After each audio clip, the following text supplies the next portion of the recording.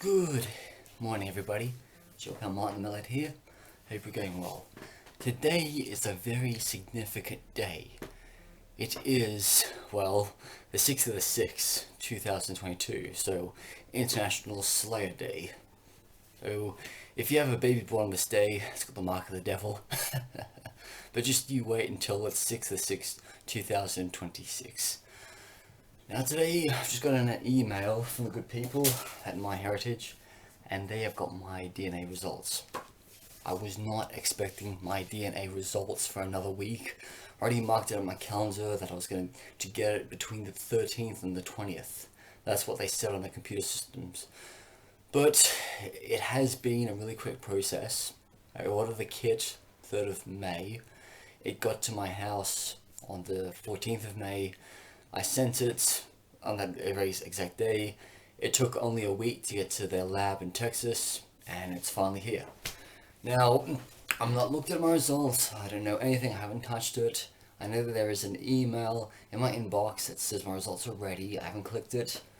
So I'm just going to predict that I am definitely like maybe 100% European, because I do know from my ancestry, okay, I have English blood because my father was born in England, and his mother's family were all English. His father's family were all Scotch, like the thistle. And I know my mother's ancestry, that was all Irish. I don't think there's any Welsh in any of my family, unfortunately. So sorry, Catherine Zeta-Jones and Bonnie Tyler. But I do know that I did have a French ancestor who'd moved to New Zealand. That was on my mom's father's side. The funny story about my grandfather, Charlie Gardner, is that he was actually born Buttermore, but his biological father pissed off to Australia. So when his mother remarried, he adopted his stepfather's surname of Gardner. So all of my relatives in New Zealand have like the surname Gardner, when they could have been known as Buttermore.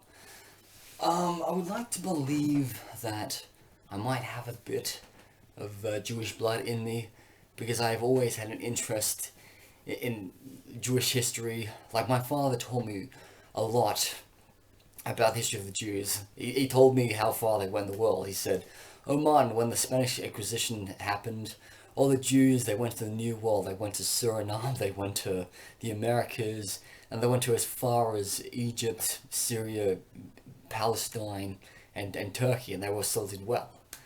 So I'm going to head over to my computer right now and check this out. Okay, so it basically says in an email, "Dear Martin, we're excited to let you know that your results for kit number are ready. View DNA test results." Yeah, click.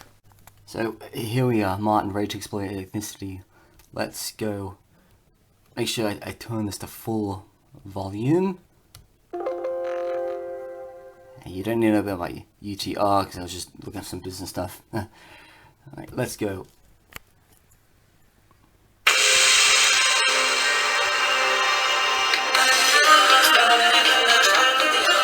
.7 Irish, Scottish, and Welsh. I'll say 30% English. And wait for it. 5.1 Ashkenazi Jewish. Oh my god. It means I am entirely European. I just can't believe it's like, I do know English, Scottish, and well, that's all grouped up. I mean, that's all my mum's ancestors and all. English definitely for my father and all. But look, 5.1% Ashkenazi Jewish.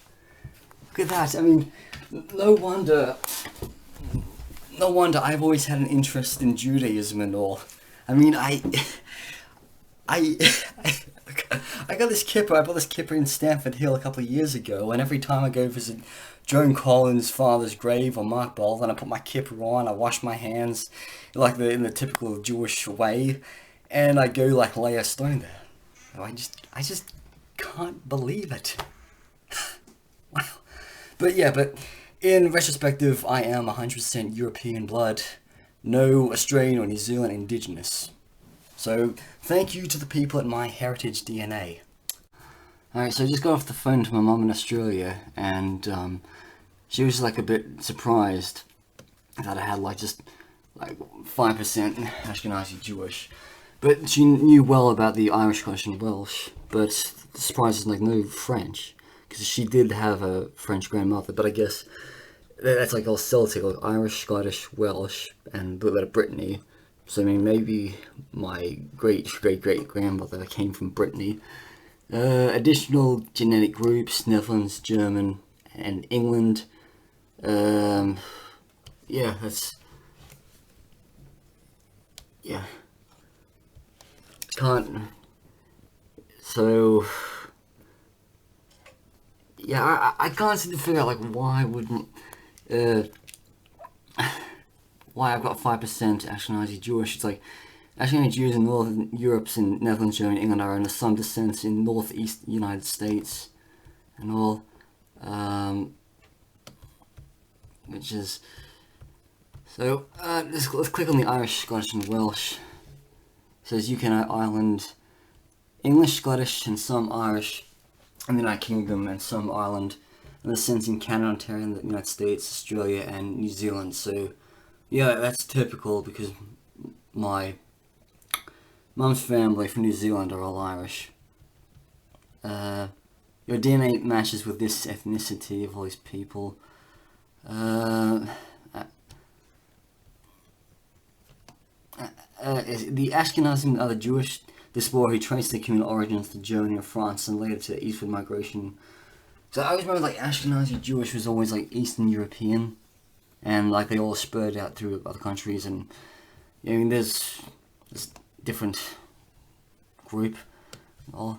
Let's see. Even then it's like look, it's like 4.7% Irish, Scottish, and Welsh, 3% English, 5.1 Ashkenazi Jewish, 2 additional. You currently have 13,000 matches. Full estimate DNA. I think DNA is going to be too personal. Oh wait, yeah, because I mean that's like one of my dad's relatives and all. Yeah. Yeah. So. Yeah. Foster. Well, anyway, just while looking at off camera, there's a lot of some of the cousins I do know, like my uncle and my father's nephew, are listed here. There's like estimate like first cousin twice removed, second cousin once removed, Richard Fox, and a lot of different people. Some people in New Zealand, first cousin once removed, Stanton. Third or fourth cousins. You got a third and fifth cousin in America. Yeah, just so many like different matches and all. And, like they've got like a cousin from Israel, like in her 70s. So yeah, that is the Ashkenazi thing.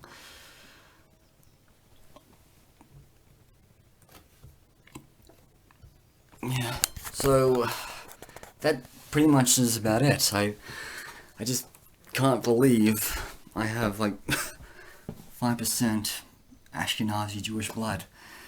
My father is going to be quite surprised with this, because he always had a lot of love and respect for Jewish people. He named his shop in Sydney J for Joshua in honor of all the Jewish people in like Bondi. And my father taught me a lot about life itself. And he's 73 right now. He had a heart attack a couple of years ago, but he's doing fine. Anyway, this is Metalhead, over and out.